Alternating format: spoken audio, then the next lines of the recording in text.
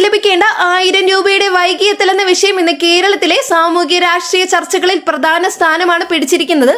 ഓരോ മാസവും പ്രതീക്ഷയോടെ കാത്തിരുന്ന ഈ സഹായം പല കുടുംബങ്ങൾക്ക് ചെറിയതെങ്കിലും നിർണായകമായ സാമ്പത്തിക ആശ്വാസമാണ്. എന്നാൽ പലപ്പോഴും ഇത് വൈകുന്നതോടെ വീട്ടമ്മമാരുടെ ദിനചര്യയെ തന്നെ ബാധിക്കുന്നു. ഒരു സാധാരണ വീട്ടമ്മയുടെ ജീവിതം ചിന്തിച്ചാൽ ആ 1000 രൂപ അവരുടെ വീട്ടു ചെലവുകളുടെ ഒരു ഭാഗം കൈകാര്യം ചെയ്യാൻ സഹായിക്കുന്നു. കുഞ്ഞുങ്ങളുടെ സ്കൂൾ ചിലവുകൾ മുതൽ ചെറിയ വീട്ടുപയോഗ സാധനങ്ങൾ വരെ ഇതിലൂടെ നിറവേറ്റപ്പെടുന്നു. ഈ തുക വൈകുമ്പോൾ അവർക്ക് കടം വാങ്ങേണ്ടുന്ന സാഹചര്യം വരുന്നു, അല്ലെങ്കിൽ മറ്റാവശ്യങ്ങൾ മാറ്റിവെക്കേണ്ടി വരുന്നു. ഇതിലൂടെ കുടുംബത്തിന്റെ സാമ്പത്തിക താളം തന്നെ തെറ്റിപ്പോകുന്നു. ഈ സാഹചര്യത്തിൽ സഹായ പദ്ധതിയുടെ തുടർച്ചയും കാര്യക്ഷമതയും ഏറെ പ്രധാനമാണ്. ഒരു സർക്കാർ പദ്ധതി എന്ന നിലയിൽ അത് ജനങ്ങളിൽ വിശ്വാസം ഉണ്ടാക്കേണ്ടതുണ്ട്. എന്നാൽ തുക സമയത്ത് ലഭിക്കാത്തത് ആ വിശ്വാസത്തെ തകർക്കുന്നു. ഇനി ഒരു ചോദ്യമാണ് ജനങ്ങൾക്കിടയിൽ ഉയരുന്നത്: ഇതേ പദ്ധതി UDF സർക്കാർ തുടർന്ന് കൊണ്ടുപോകുമോ എന്നത്. UDF ഭരണകൂടം പൊതുവെ സാമൂഹ്യക്ഷേമ പദ്ധതികൾക്ക് പ്രാധാന്യം നൽകുന്നവരാണെന്ന് അവരുടെ മുൻകാല പ്രവർത്തനങ്ങളിൽ നിന്ന് കാണാം.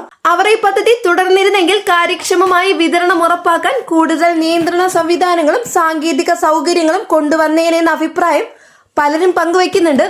ബാങ്ക് അക്കൗണ്ടുകളിലേക്ക് നേരിട്ട് തുക എത്തിക്കുന്ന സംവിധാനത്തെ കൂടുതൽ സുതാര്യവും സമയബന്ധിതമാക്കാൻ അവർ ശ്രമിച്ചേനെ. അതേസമയം ഏതൊരു സർക്കാരിനും സാമ്പത്തിക നിയന്ത്രണങ്ങൾ ഒരു വലിയ വെല്ലുവിളിയാണ്. സംസ്ഥാനത്തിന്റെ വരുമാനവും ചിലവും തമ്മിലുള്ള അസന്തുലിതാവസ്ഥ പലപ്പോഴും ഇത്തരം വൈകല്യങ്ങൾക്ക് കാരണമാകുന്നു.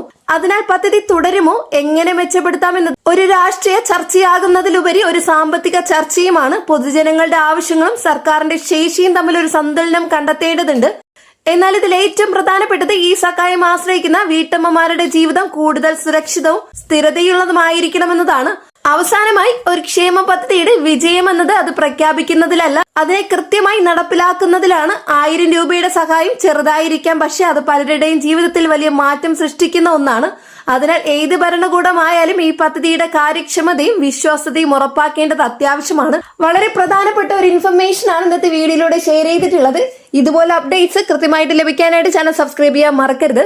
തൊട്ടടുത്ത് കാണുന്ന ബെല്ലൈക്കൺ അമർത്താൻ ഞാനിടുന്ന വീഡിയോയുടെ നോട്ടിഫിക്കേഷൻ ഉടനടി തന്നെ നിങ്ങൾക്ക് ലഭിക്കുന്നതായിരിക്കും. ഫേസ്ബുക്കിൽ കാണുന്നവർ പേജ് ഫോളോ കൂടി ചെയ്യാൻ. നെക്സ്റ്റ് ഒരു അപ്ഡേറ്റ്സുമായിട്ട് വീണ്ടും പുതിയൊരു വീഡിയോ കാണാം. എല്ലാവർക്കും നന്ദി, നമസ്കാരം.